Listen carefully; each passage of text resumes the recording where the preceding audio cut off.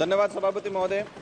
आज आपने महामहिम राष्ट्रपति महोदय के अभिभाषण पे जो बोलने का अवसर प्रदान किया उसके लिए धन्यवाद, जोहार। एक तरफ हम और पूरा देश और विशेषकर जो सत्ताधारी लोग हैं कि हम उस बात की खुशी मना रहे हैं कि हमारे देश के महामहिम राष्ट्रपति महोदय एक आदिवासी समुदाय से आते हैं और साथ ही एक महिला हैं।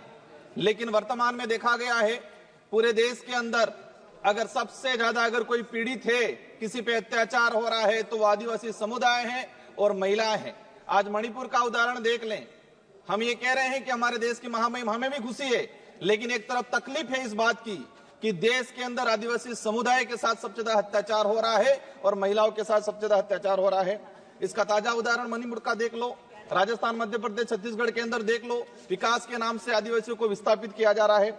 एक दौर था आजादी के बाद इस देश की आम जनता ने, गरीब ने, आदिवासी ने ये सांस ली थी कि हम अच्छे दिन आएंगे, उज्जवल भविष्य होगा।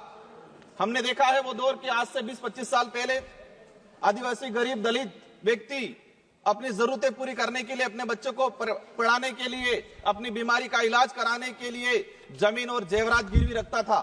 लेकिन आज देखा गया है, आज से 20 साल पहले जमीन और जेवरात गिरवी रखता था और आज इतना मजबूर हो गया है कि कई इलाके के अंदर यह देखा गया है कि आदिवासी समुदाय अपने बहन बेटियां या अपने छोटे बच्चे को गिरवी रख रहा है।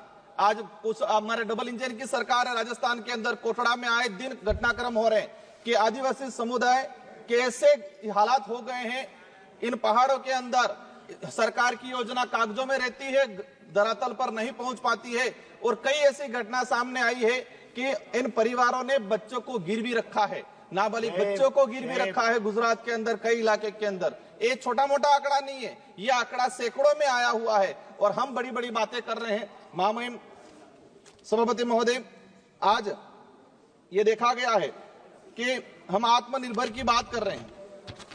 हमारे बड़े बुजुर्ग भी कहा करते थे कि बच्चे को पैरों पे खड़ा करना सिखाना है, मतलब उसको आत्मनिर्भर बनाना है। लेकिन आज देखा गया है कि देश की आम जनता आत्मनिर्भर कम होती जा रही है और किसी न किसी ऐसे माहौल बना दिया गया है कि वो हर किसी पे निर्भर होता जा रहा है। और विशेषकर देखा गया है आदिवासी, दलित या पिछड़ा वर्ग। माननीय सभापति महोदय, अभिभाषण के दौरान आदिवासी इलाके के अंदर 30 मेडिकल कॉलेजों की बात हुई, अच्छी बात है, हम भी चाहते हैं। लेकिन इन मेडिकल कॉलेजों की धरातल पे स्थिति क्या है? कई ऐसे केस आए हैं, एक डिलीवरी महिला उस मेडिकल कॉलेज में जा रही है, सोनोग्राफी के लिए चिट्ठी लिखवा रही है और उसका नंबर आ रहा है 1 महीने बाद, तब तक तो बच्चा पैदा हो रहा है और बच्चे का नामकरण भी हो रहा है, तब तक नंबर आ रहा है। कई ऐसे केस आए, हमारे डूंगरपुर का केस आया था कुछ समय पहले, जब व्यक्ति गया इलाज के लिए, उसका नंबर आया 1 महीने बाद और तब तक उसका अंतिम संस्कार हो गया था। ये स्थिति बनी हुई है, मतलब पीएससी सीएससी से भी बदतर स्थिति मेडिकल कॉलेज की बनी हुई है धरातल पे अंदर। अगर हम जाएंगे वहां, मैं खुद सांसद हूं, मैंने कई विजिट किया, मेरे वहां संसदीय क्षेत्र बांसवाड़ा डूंगरपुर में, जमीर नहीं मानता वहां जाने का, क्योंकि ऐसी हालात बनी हुई है। ये पड़े रहते हैं लोग, नंबर नहीं आता है, जांच नहीं हो पा रही है। तो हम चाहते हैं कि जो योजना है उसको धरातल पे इंप्लीमेंट किया जाए। माननीय सभापति महोदय, आयुष्मान कार्ड की बात की गई, अच्छी बात है, होना चाहिए। लेकिन देश के अंदर ऐसे कई किस्से आए हैं पिछले 2-3 सालों के अंदर कि दवाई का पैसा नहीं मिलने से अपने परिवार की पालन नहीं कर पाया, वो इलाज नहीं करा पाया, तो आत्महत्या की गई है। माननीय सभापति महोदय, बिरसा मुंडा जी के लिए जनजाति गौरव दिवस मनाया गया, हम भी स्वागत करते हैं, इसकी घोषणा हुई। लेकिन सिर्फ घोषणा होने से, मनाने से नहीं जमेगा। बिरसा मुंडा जी चाहते क्या थे, उनके विचार क्या थे, उनके उद्देश्य क्या थे, इन पे हमें काम करने की जरूरत है। आज वो जल जंगल जमीन का बात करते थे, अबुआ दिसम अबुआ राज की बात करके गए थे वो, लेकिन आज क्या हो रहा है? जल जंगल जमीन उद्योगपतियों को दिया जा रहा है भेंट में और वहां पर खत्म किया जा रहा है। बिरसा मुंडा जी के उपदेशों पे जाना पड़ेगा, उनके विचारों पे जाना पड़ेगा। सिर्फ जनजाति गौरव दिवस मनाने से काम नहीं चलेगा।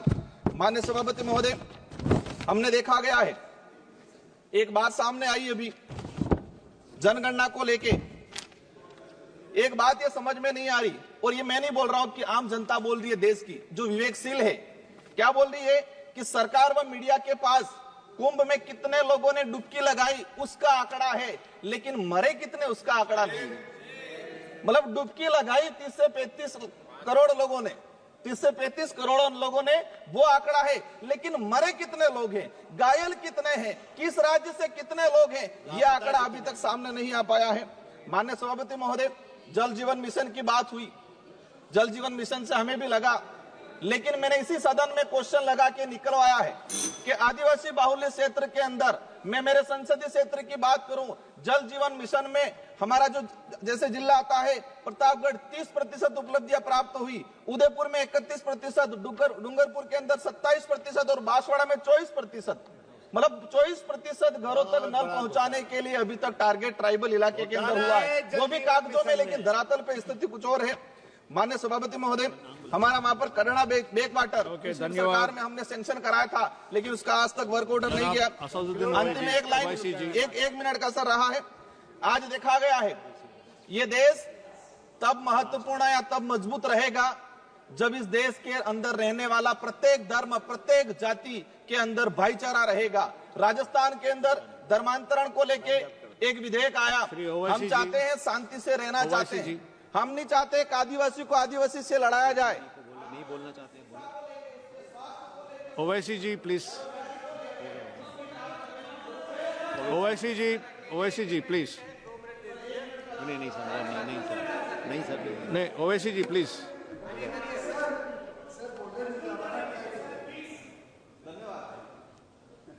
पीयूष भाई, मुझे भी देंगे टाइम आप? मुझे भी देंगे टाइम आप? हाय हाय।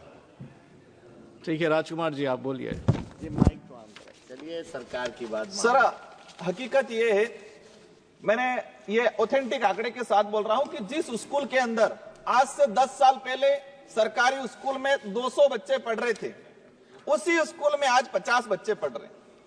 ट्राइबल इलाके के अंदर 3-3 क्लास के बच्चे एक रूम में बैठ रहे हैं, किस क्वालिटी का एजुकेशन जा पाएगा? मैं आपके माध्यम से सरकार से यही अनुरोध करना चाहूंगा, हमें कुछ नहीं मिले चलेगा, गरीब आदिवासी दलित को अच्छा एजुकेशन, अच्छा हेल्थ मिलना चाहिए, वो अपने आप सारी चीजें कर लेगा। इन्हीं शब्दों के साथ धन्यवाद, आभार, और विशेषकर मंत्री जी का।